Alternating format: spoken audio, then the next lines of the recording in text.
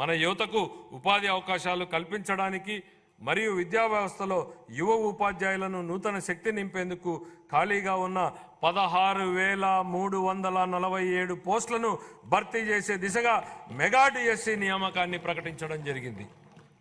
ఇది మా ప్రభుత్వం తీసుకున్న ప్రధాన నిర్ణయాలలో ఒకటి. ముఖ్యమైన పథకాలకు ప్రముఖ విద్యావేత్త సర్వేపల్లి రాధాకృష్ణన్ మరియు సామాజిక కార్యకర్త శ్రీమతి డొక్కా సీతమ్మ గారి పేర్లను మా ప్రభుత్వం పెట్టింది.